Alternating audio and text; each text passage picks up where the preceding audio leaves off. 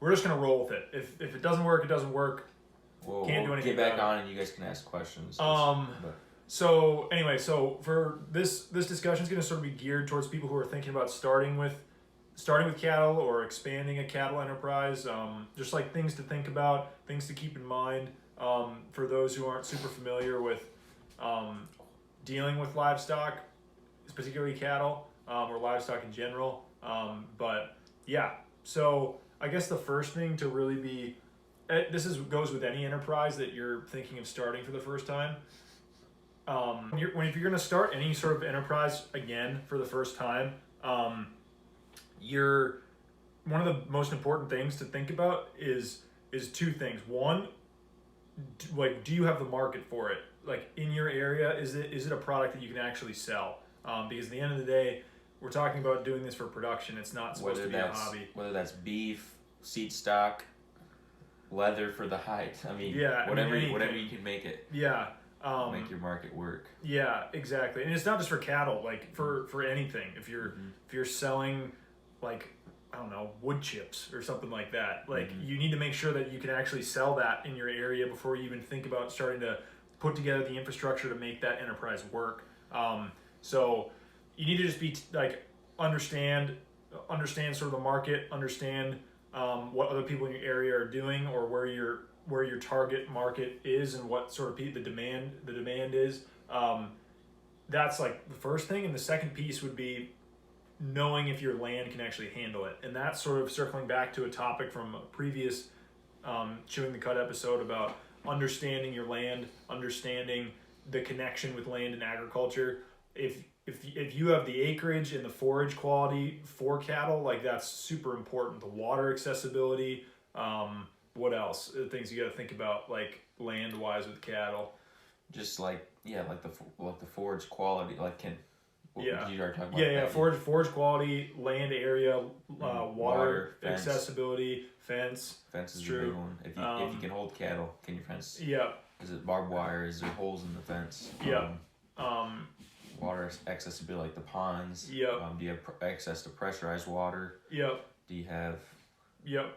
Things like that. Like you need to sort of understand whether your farm can actually handle it in the first place before you even think about going down that road. What's the winters like? Yep. What's the summers like? Yep. And that's also within the cattle space. Your climate and your forage is also going to dictate what kind of breeds or crosses or hybrids or whatever like you'd be looking to get into, because you don't want to be bringing Highland cattle down to like Louisiana or Georgia. Yeah. That would be a terrible idea. But at the same time, you don't want to be bringing like a South Pole or Senepol. Yeah, that'd be even better. Or like whatever, like Brahma or something like that to the mountains of Colorado. Like that'd be a terrible idea. So it's like understanding your land and understanding the breed in that respect.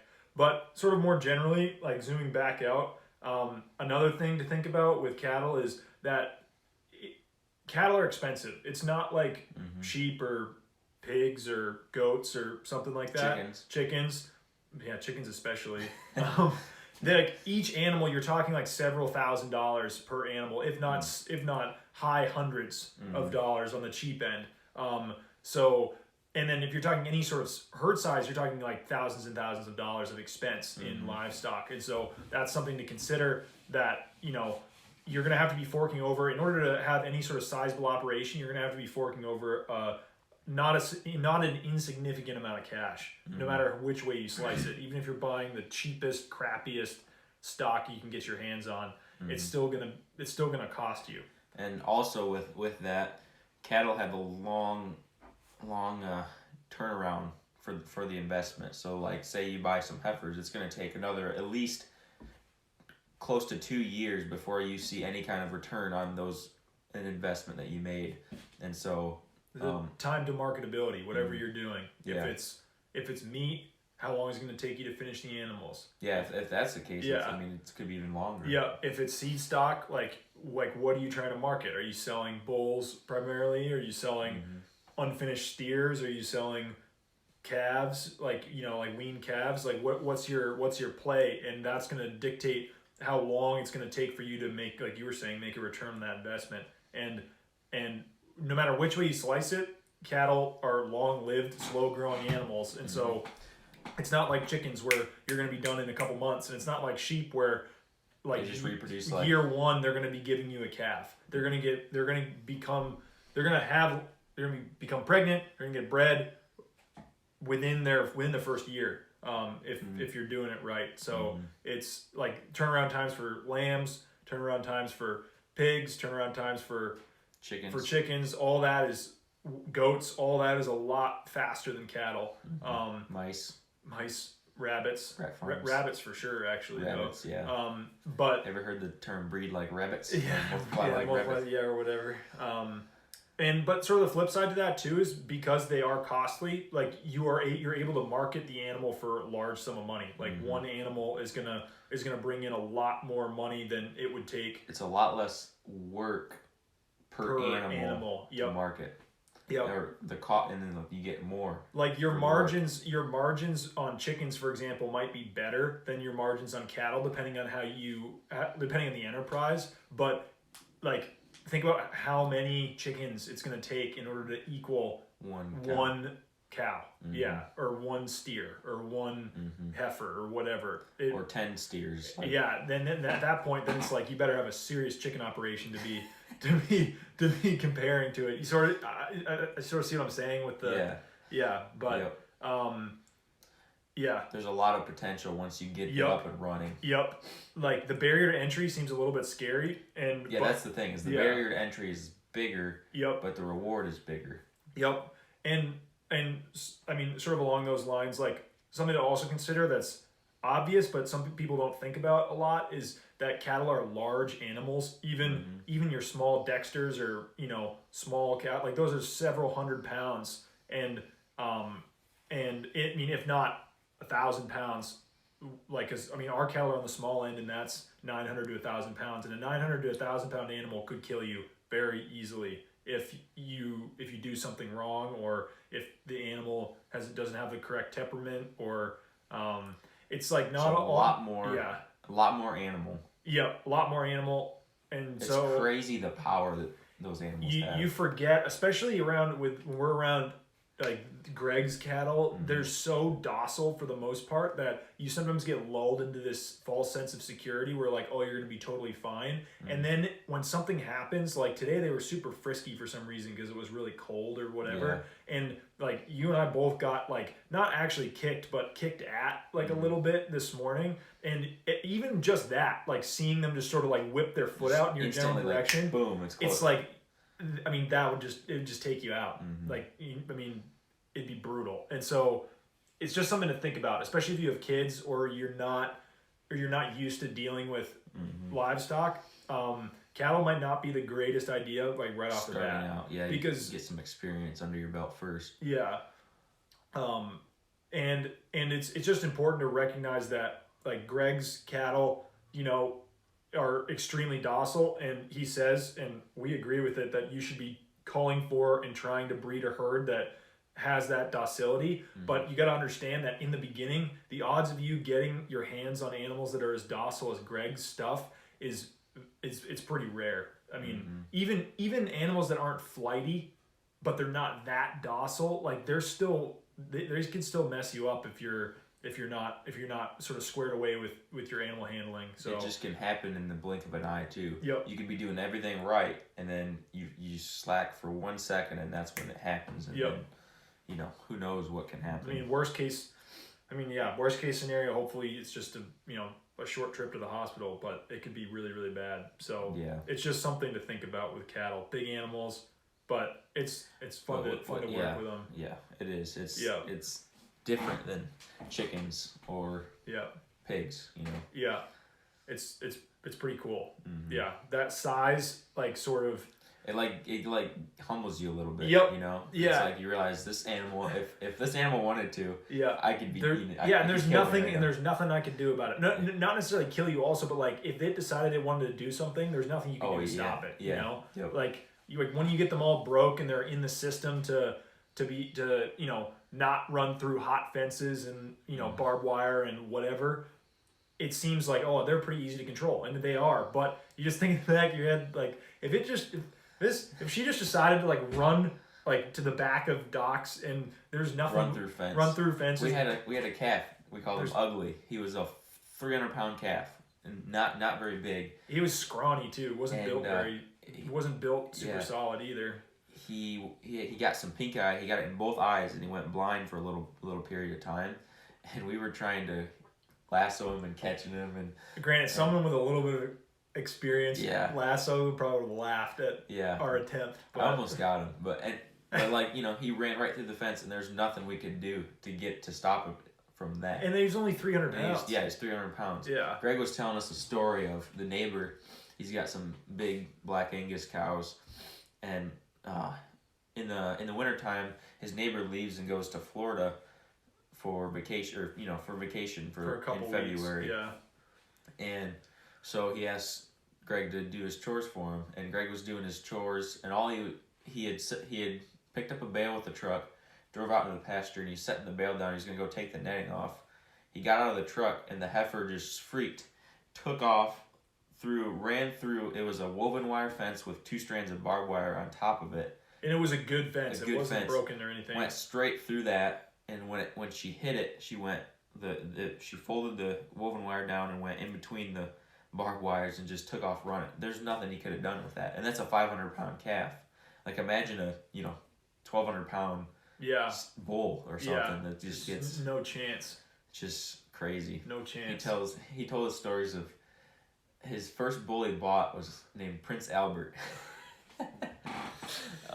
It was a big old Charolais bull, meaner than snot, and anyways, there's a long story to that, but we won't need to get into it. But it's like it could have seriously injured him or other people multiple times. He had to take his little Alice Chalmers tractor and get head to head. The bull was against the tractor, and he'd use the tractor to push the bull into the next paddock. That's how he would move it. That's how mean that bull was. So anyway, the moral of the story is that cattle are not something to be taken lightly. Like it's like they can seriously mess you up, and the image of having super docile animals should be the end goal, but it's very unlikely that in the beginning you're going to be at that point. So I would say if you're really gung-ho about cattle, like do your research, maybe go and like work for a day with somebody who's got cattle at the very minimum. Like try to get some sort of experience with it before you just jump in and buy like 50 animals.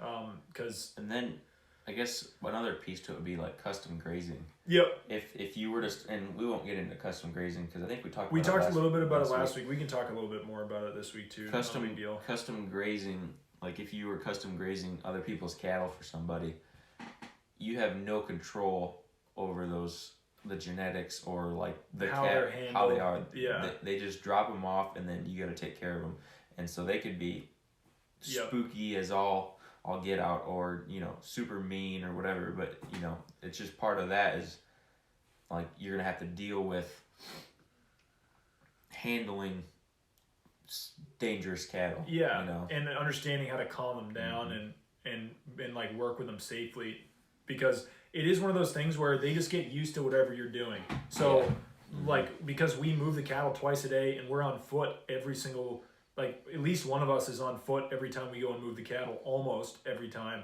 I would say every time. Yeah, they're either open a gate or feed hay exactly. Or sometimes we're on foot for a long time, and sometimes it's not that long. But the fact that we are twice a day, every day, they're so used to people on foot that like we can have seminars, grazing schools, whatever, and have 300 people walking around in the herd, and they don't even like, they'll be grazing in between the group of like strangers. They're that calm, and it's just because anyone it's both. It's a combination. It is because of that. But it's also the genetics. It's because you're right. It's the combination of that style of management and then calling for things that don't fit within the mold of that style. So like things that get super spooky with you being on foot, you just have to get rid of. And if you do that over a long enough period of time, and you continue to be consistent with being on foot, like they just get used to it. Because the thing is, yes, you can call for docile animals, but it's still an animal with its own mind. Yep. And so you're never going to be able to get to the point where you could cull and just without like taking that time and getting them used to you, you're never going to get to the point simply from culling to the point that Greg is. No. It's the combination of culling anything that, doesn't fit into the system, but then also, taking the time and working with the animals and training them to what you're doing. So and it still isn't perfect. Like we have one calf that we call the deer. That's just like she's like a deer. She compared to like the cattle you were talking about, like the neighbor's cattle, she's pretty calm. But compared to Greg's stuff, she's super spooky. And so, I mean, you just have no idea. Like her mom is super calm and laid back. And laid back, and all the bulls that we have are super laid back for the most part. Like I can't think of one bull that is like super heady and like looking around all the time. They're all just really laid back. And if they are, they become a steer. Yeah, and so it's like there's no reason, like genetically and management wise, there's no reason for her to be the way she is, and she just is. And so she's gonna go to the sale barn as like the next time we've got an opportunity to do that, because we're just waiting for her to get old enough where she can be weaned. But you gotta be on the lookout always. I guess the last like sort of little bit with the whole cattle piece is yeah, we're good. The last, I'm just checking time. Yeah. The last little bit with the cattle piece is just understanding that they take down forage, and it's like even more than sheep, more than goats. Like just a big animal that it's the closest thing to a lawnmower, like brush hog. Yeah. Yeah. They take down a lot of that vegetative material, and so with that comes the need for a lot of vegetative material for them to eat, but then also the space and in order to get that proper recovery time so that you're not overgrazing your farm. And that whole management piece with cattle can become a little bit more complicated because you're just dealing with larger land areas over a larger time span, and it just becomes more of a juggling, balancing, planning act to get it all done. It takes a lot more planning to make it work. Whereas you can fly by the seat of your pants, but only for so long. There's going to be a point where it's going to burn you. Yep. Because you're going to either run out of forage or you run into a drought or some sort of unforeseen circumstance. And I mean, and then it's like sheep. You can with sheep and I don't know. I mean, we can't speak with experience with goats, but with sheep, we know that if you set up the herd properly with the right genetics and you cull, and like you can get sheep to like thrive on the meagerest of forage. And I would say that there's a larger margin of error if you set it up properly with sheep than there is with cattle. As in even I guess you could set up cattle that are more like low maintenance than Greg's cattle if you wanted to, for sure. Yeah. But I think like the lowest of the lowest maintenance sheep flock, which I would consider is what we have, in the lowest maintenance cow herd, the sheep are going to be below the cattle. Like their nutrition requirements, they can feed themselves easier. Different things, a lot different things, and they can live on a lot different things than cattle. Cattle need their different compounds or different forages. They need a certain amount to survive and to thrive, whereas sheep can kind of thrive on pretty much anything if you cull. And the other thing to also consider with cattle too is like mineral supplementation is a lot more important than it is with sheep, just from the nature of the forage that they consume. So that's something that you just have to be aware of as well. And then handling facility wise, like we would say from what we've experienced here, like at the bare minimum, you need to install a head catch of some kind. It's just it would pay for itself so many times over if you have a herd of any reasonable size. You don't need a whole corral. You could build that. We've done it. You could build it out of gates or cattle panels or whatever. But the head catch piece, having at least one spot on your operation where you can like get an animal secured to be able to work on it, or let it nurse, let a calf nurse. That's super important too. Fix an ear tag. It's also a danger thing too. It's like if you have some janky setup, like there's another story like with Greg having this like wooden head catch or whatever. He had a head catch mounted to 2 cedar posts. And he had was it a heifer? It was a full-grown cow in the head catch, and she busted the cedar posts off, and she took off across the pasture with the head catch like on her neck. And then she tripped on the head catch and like did an endo, and Greg caught up to her and got it off of her before she could get up. But it's just like, I mean, that's like sort of, I mean, it's funny, but at the same time, like you could get so hurt so quickly if you don't have like a properly secured head catch. If you're trying to work animals, like we had to pull a calf in the spring with no head catch because we just weren't close enough. Yeah, and that was crazy. So just it would have been so much calmer if we were able to bring her into a corral. Yeah, that was an experience. So we lassoed her that time. Yeah, she wasn't really going anywhere. She wasn't going anywhere. But so I guess to recap, make sure you have a market for it. Understand the economics of any sort of cattle business, your time to marketability, the cost that it's going to take per animal. You got to understand if your land can handle it. You got to understand that they are big and dangerous animals, that they require more forage, larger area, better nutrition for the most part. And so just sort of understanding all those factors, but then understanding that like there's a big reward once you get that barrier to entry. Sort of if you can get over that, I mean, cattle are so much fun. They're so much fun to work with. They're awesome. They're just like, there's no better animal that can heal land like a cow. Yeah, like a big mob of cattle. Yeah. Sheep can only go so far. They just don't have the weight to do it, you know. And you need a lot of sheep to do it. Yeah, you need a lot of sheep, but even still, like a sheep stepping on the land and disturbing the land is not going to have the same impact as a cattle, just because they're smaller. Yep. That the size of the cattle is what gives it its land healing capabilities, along with a lot of other factors, but that's a big one that sets it apart from a lot of other critters.